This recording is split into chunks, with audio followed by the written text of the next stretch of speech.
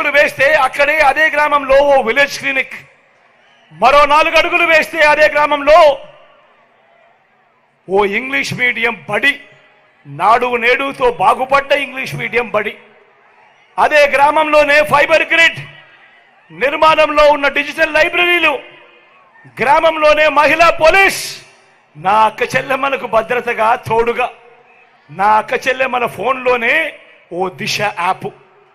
ఇవన్నీ గతంలో ఎప్పుడైనా జరిగాయా అని అడుగుతా ఉన్నాను మీ బిడ్డ. ఏమక్క జరిగాయా? చెల్లెమ్మ జరిగాయా? అన్న జరిగాయా?